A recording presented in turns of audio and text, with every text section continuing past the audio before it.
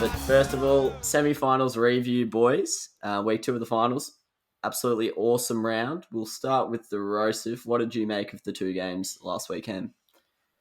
It was a very sports bet focused for me. I had a few bets on. I had a $250 Ladbrokes bonus bet on through a bit of smart plays, but I won one bet over about 25 for the weekend, so that was great for me. But no, it was Friday night was a bit as expected.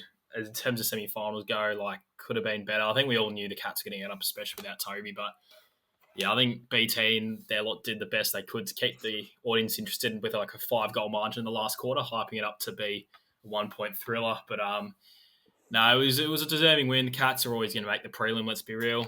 So they're in now with a big challenge this week. But then obviously Saturday, I think going into the match, I was thinking the Dogs were always going to be a sniff. Lots of people told me no way, the Lions have got them covered, but no, I was right. It was probably the game of the year in my opinion, which was awesome to see. I knew these two teams pretty evenly matched. So yeah, it was great to see. It was great to see such an incredible performance. And yeah, it was just wrapped to the quality of footy that happened, especially in that last quarter, the couple of minutes left. No idea who was going to go through the next week. No idea whose season was going to end. So yeah, that's how footy should be played. But no, it was an awesome weekend, and can't wait for more this week. Yeah, that was the final 8 or 10 minutes was just cooked in that game. Because both teams pretty much just needed behinds for the last 8 minutes, and even obviously they were trying to kick goals, but that's sort of what the margin needed to go ahead. So it was just hectic, and then obviously Bailey Smith slotted the left foot. Ice in the veins. Yeah, what do we think about that celebration, Pilch? Did you like it or not really? I actually, at the time, I actually got around it. I can't lie, I got around it, and I'm ashamed. I'm ashamed to say it, but yeah. I looked at I saw the celebration. I thought about McStay, and I'm like, nah, I've got to get around it. So yeah, I saw a video of featuring McStay today. It was Matheson crying in the crowd. Rayner McStay was laughing. McStay's laughing in the background. What a shit bloke. We'll blame it on concussion symptoms, but yeah, I did see that. I was a bit like, it's not the greatest look going around when 2 of the boys absolutely shattered and you're just pissing yourself, but. Yeah, I swear the camera didn't catch the celebration well. I don't know if you guys got that on the channel you were watching. It went on for so long. I rated it, but maybe for the first 2 seconds, a quick eyeball a few fans running and do this, but he literally stopped, did it, teammates celebrated, ran away, but he was just still left there doing it. So it was. Well, I love the fact that he riled up the fans, but Jesus, there was 3 minutes left, and Zach Bailey equalised a minute later. So if they lost that, all eyes would have been on him, but yeah. At first I was cringing, but the longer it went on, the funnier it got for me, actually. I started pissing myself, so... Yeah, he committed, which I think is important to a celebration. You've got to commit like Dersma does, and I rated it. I have to say, at first I was critical. I was like, oh, come on. But I think if it was anyone other than Bailey Smith, I would have got around it. But so now I'm embracing it. Good stuff in the Baz. Pilch, did Geelong scare you a little bit or not really? Not really, mate. My views on that game were just a complete different tier of team with the Giants compared to Geelong. Just a far worse team. I don't think Geelong were anything special. I don't think the game itself was nearly as high in intensity as the Bulldogs-Brisbane match. So I expect the Port Adelaide Bulldogs prelim to be a lot more entertaining and closer. But who knows? We'll see. And as a Port fan, I know you're a strong believer in the jinx, but we'll try and have somewhat of a normal conversation. Where were you? I was talking about this with Mum. I actually didn't know what team you would rather play. Which team were you hoping to play out of the Saturday game? Well, all week and on the night, I was barracking for the Bulldogs because I was less scared of the Bulldogs. But then it started to hit me that if they're beating Brizzy at the Gabba, then they're clearly a beast side. So then I was like, it doesn't really matter. We're going to have to play our best. If we play our best, we'll win either way. So yeah, but I was going for the Doggies. Yeah, that makes sense because I was thinking about that this week as well. I was like, Port would rather play Geelong, but then I was thinking like if they make the grand final, but I was like, well, if they've just beaten Melbourne, then whoever they play is probably going to be shit themselves as well.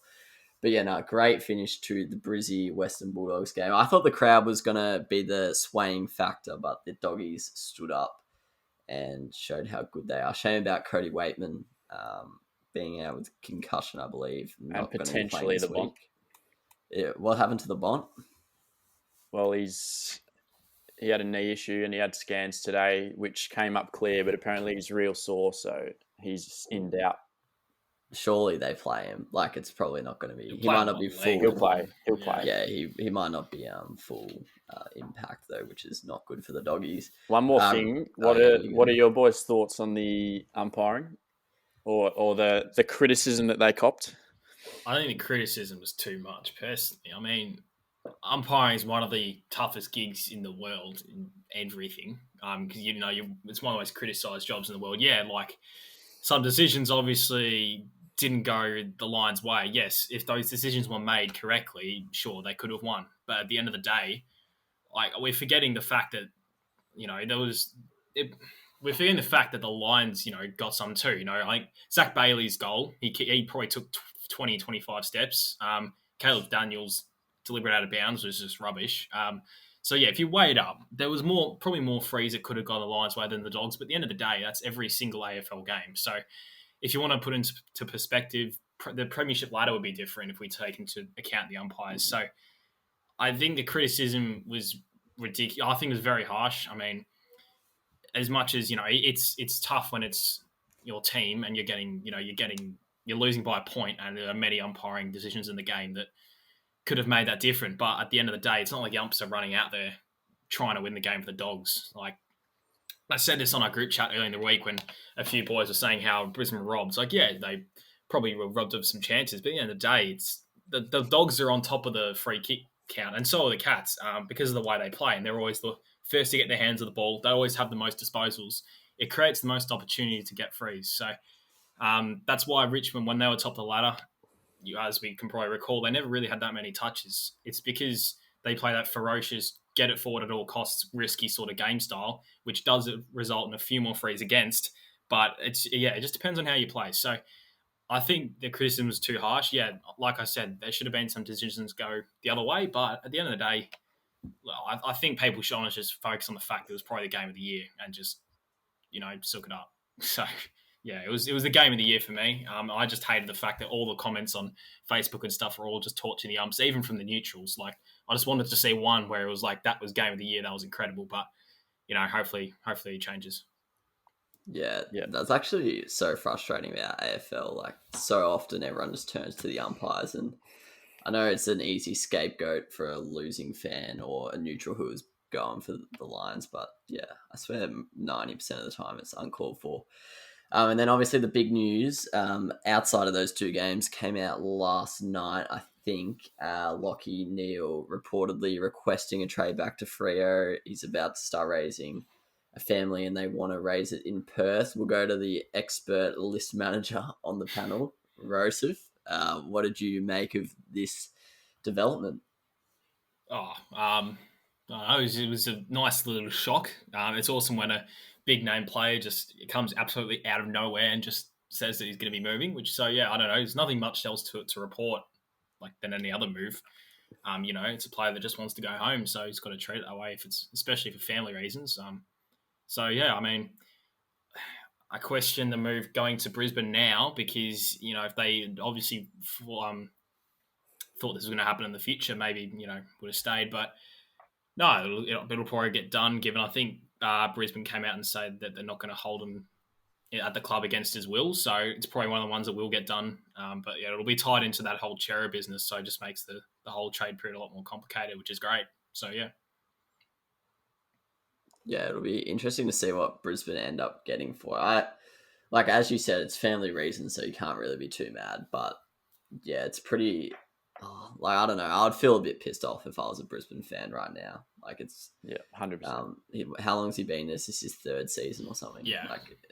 It seems pretty short-sighted to go there with, as you mentioned, Ro, that probably in the back of his mind that he might want to go back to Perth to raise a family. But unfortunately, we only look at it in footy terms. So huge win for the Dockers. You thought that losing Chera was a bit of a hit, and then they just go and gain a Brownlow medalist. So they're laughing. All right, on the spot power rankings, Pilchos. I know you'll probably be a bit sheepish putting Port up high, but of the last 4 teams, who do you think's most like? Well, 1 to 4. Who do you think are the favourites to win the flag?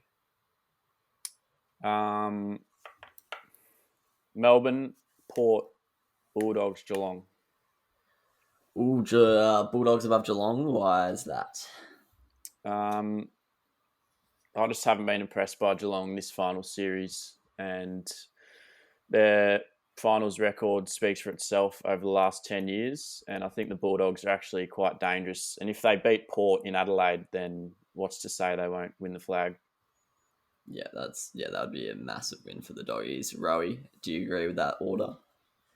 Yeah, I definitely agree with the Melbourne Port. That's probably what 95% of people are also saying at the moment. I think it's a very good chance it'll be the year of the D's, but it'd be awesome to see Melbourne Port granny. I know, because as soon as Pilch set out his things, I was then thinking, well, who's more likely to upset this weekend? Cats over the D's or Dogs over Port? And that one I can't really decide. So,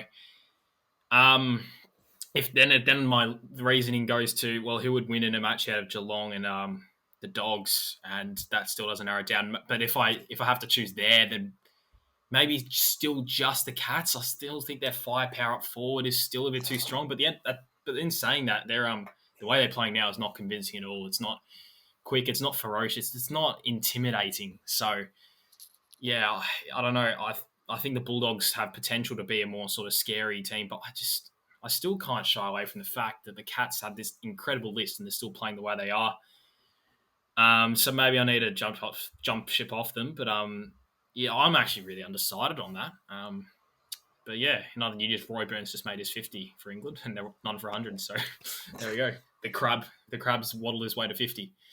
One more thing I'd add for Geelong is no Tom Stewart, and I think Dangerfield's playing with an injured hand as well. Yeah, true. Yeah, just to rebut that though, and Parfitt's out now as well. Geelong, I think that's a bit of an underrated loss. But yeah, the only thing I would say in Geelong's favour is they've already played it at Optus, so and they've been pretty good. X-Ball, sorry. Oh.